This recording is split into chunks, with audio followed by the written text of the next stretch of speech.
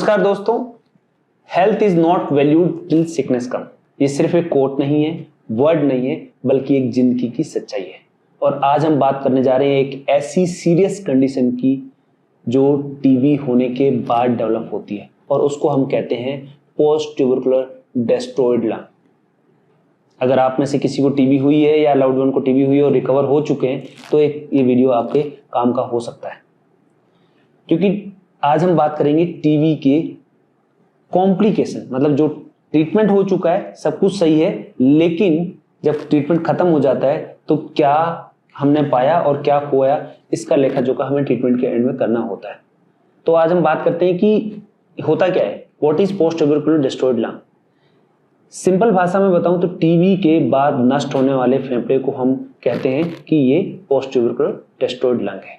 ये एक ऐसी सीरियस कंडीशन है जब टीबी के बाद लंग के अंदर इन्फेक्शन होता है तो उस इन्फेक्शन की वजह से एक बड़ा हिस्सा या एक पूरा लंग कंप्लीटली डैमेज हो जाए और वो नॉर्मल फंक्शन नहीं करे, तो इसको हम ये चीज कहते हैं कि ये डेस्ट्रॉयड लंग हो गया है।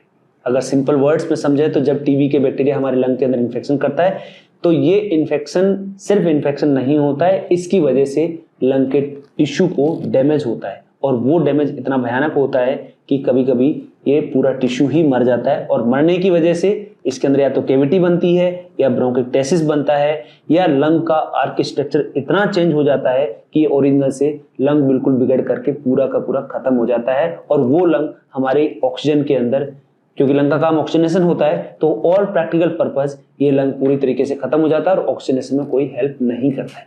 अगर बात करें मेडिकल डेफिनेशन की तो इसमें एक सिंपल भाषा में ये कहते हैं कि extensive destruction of the lung parenchyma which lead to complete destruction or distortion of the whole lung cavity, which because of that it's a complete architectural destruction, so the lung will not function properly.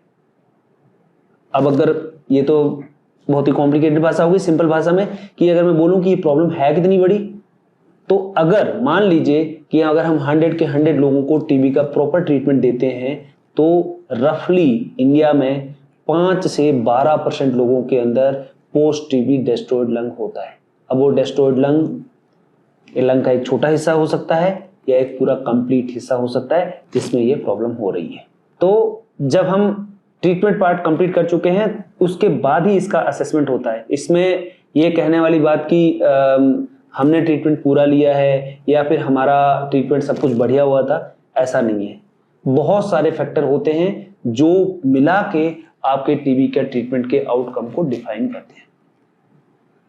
तो आप कहोगे कि सबके सबने same treatment लिया तो ऐसा क्यों हो रहा है? इसका कारण ये भी हो सकता है कि आपका डायग्नोसिस डिलेड हुआ या लेट हुआ, जिससे ऑलरेडी लंग के अंदर उतना प्रॉब्लम हो चुका था, या फिर उसके अंदर ड्रग रेजिस्टेंस वाला टीबी है। मान लीजिए किसी को एमडीआर है, एक्सडीआर है या टीडीआर हो रखा है तो 100% उनके लिए ज्यादा प्रॉब्लम होगी। सबकी इम्यूनिटी एक जैसी नहीं होती, सबका कॉम्प्लायंस एक जैसा नहीं होता, सबका न्यूट्रिशन एक जैसा नहीं होता, कुछ लोग डाइट ठीक से नहीं लेते हैं। तो ये सारी जो प्रॉब्लम है, इन सारी प्रॉब्लम्स को मिला के जो आउटकम निकलता है उस पर डिपेंड करता है कि आपका टीबी का आउटकम क्या होगा। कॉमनली ये 20 से 40 साल के लोगों के बीच में होता है और ये अमूमन मेल्स में ज्यादा कॉमन होता है, जिसके चलते इनको ये प्रॉब्लम होती है।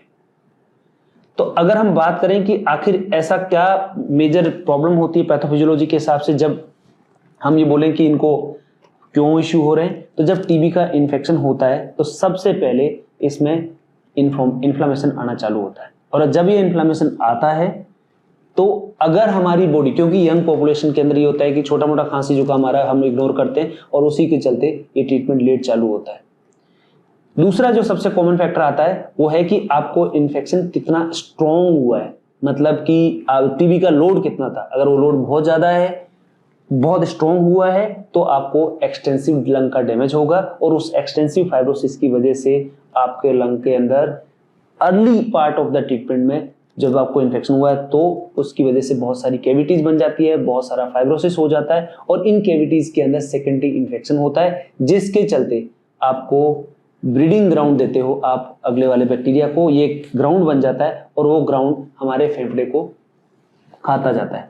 तो हमने एक प्रॉब्लम से शुरुआत की टीबी, लेकिन दूसरा प्रॉब्लम आ गया, अब दूसरे के लिए हम ले रहे हैं ट्रीटमेंट। तो उससे होता क्या है कि हम इसको अज्यूम करके चलते हैं कि ये सारा का सारा जो चीज है वो एक टीबी ही था, हमने दूसरी तरफ देखा भी नहीं। तो उसके चलते हो सकता है कि आपका पूरा फेफड़ा ही खत्म हो जाए। अब इसके अलावा जो चीज आती है कि हमने ट्रीटमेंट चालू किया, बहुत सारे लोग इसको सीरियसली नहीं लेते हैं, कभी लेते हैं टेबलेट, कभी नहीं लेते हैं, इग्नोर कर देते हैं, जिसकी वजह से ये आपका नॉर्मल टीबी जो है ड्रग रेजिस्टेंस टीबी या एमडीआर टीबी या एक्सडीआर या टोटली ड्रग रेजिस्टेंस टीबी के अंदर बदल जाता है। और ये सब के सब खतरनाक चीजें होती है जिनकी वजह से ये फेफड़ा खत्म हो जाता है या एक्सटेंसिव डैमेज होता है, जिसके चलते बाद में हमें पता चला कि हमारा पूरा का पूरा चीज खत्म हो गया।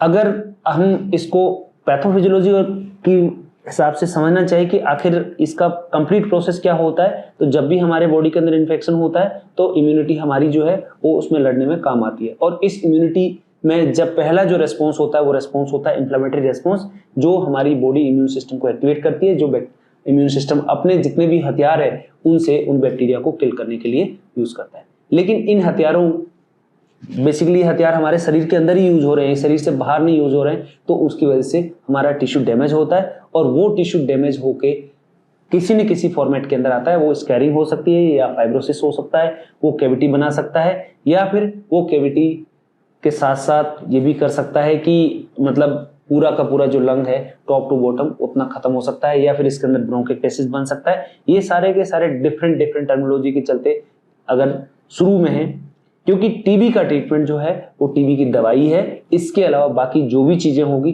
वो ट्रीटमेंट पार्ट कंप्लीट होने के बाद ही हम देख सकते हैं कि ये पोस्ट ट्यूबरकुलर सीक्वेलाई में हम कहाँ स्टैंड करते हैं। अब आपने ट्रीटमेंट पूरा लिया, सब कुछ पूरा हुआ, लेकिन इसकी वजह से फाइब्रोसिस, कैविटी या जो भी चीजें हमारे लंग के अंदर बन गई है, तो हमें सबसे पहले ये समझना है कि ये प्रॉब्लम जो हमारी थी उस प्रॉब्लम की वजह से हमें नुकसान क्या हो रहा है। अब मान लीजिए कि आपका फेफड़ा, सबसे बेसिक बात यह है कि फेफड़े का काम क्या है। फेफड़े का काम यह है कि वो हमें ऑक्सीजन जो बाहर से हम लेते हैं उस ऑक्सीजन को एक्सचेंज करता है बॉडी खून के साथ, और बदले में जो हमारे शरीर से CO2 बनती है उस CO2 को वापस बाहर भेजता है। सो अगर हमारा फेफड़ा खराब हो चुका है या फेफड़े के अंदर प्रॉब्लम हो चुकी है, तो उसके लिए हमें जो पहला जो नुकसान होता है वो होता है रेस्पिरेटरी। मतलब इसका इम्पैक्ट किस पे आएगा? सबसे पहले रेस्पिरेशन से।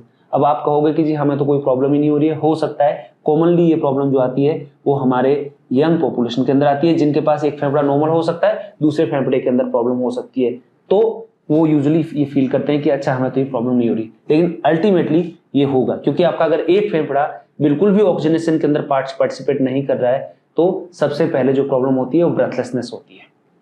अब वो ब्रेथलेसनेस कम भी हो सकती है, ज्यादा भी हो सकती है।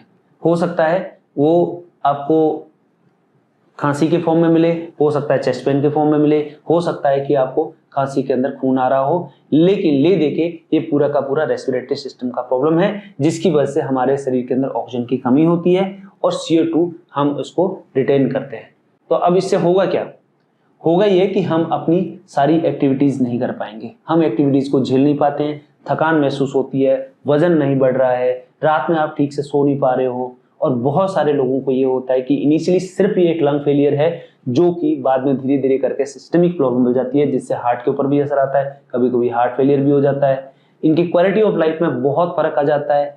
वर्क आप लिमिटेड कर पा रहे होते हो, सोशली आप अपने आप को डिस्ट्रैक्टेड फील करते हो, आइसोलेटेड फील करते हो। तो आप इमोशनली और फाइनेंशियली अगर पैसे नहीं कमा पा रहे हैं तो आपके लिए आपको लगता है कि एक इमोशनल बर्डन बन गए हैं, आपको एंजाइटी ज़्यादा होती है, इसलिए आप अपने आप को एक लो सेल्फ एस्टीम फील करते हो, और उसके चलते एक आम बीमारी ना होके एक सोशल और इकोनॉमिकल इम्पैक्ट वाली बीमारी बन जाती है। अब हमारे लिए ये एक ट्रीटमेंट बर्डन बन जाता है कि एक तो हम पैसे कमा नहीं पा रहे हैं और दूसरे हमें ठीक करने के लिए पैसे चाहिए होते हैं। तो इसलिए अब बहुत सारे लोगों को जब ये प्रॉब्लम होती है तो उन लोगों का करियर खराब हो जाता है, शादी ब्याह नहीं हो पा रहे हैं, हर जगह एक कहीं ना कहीं एक लिमिटेशन बन जाती है, एजुकेशन ठीक से नहीं हो पाता है। तो इन सारी प्रॉब्लम को हम क्यों डील कर रहे हैं? क्योंकि ये एक सीक्वेलाई है।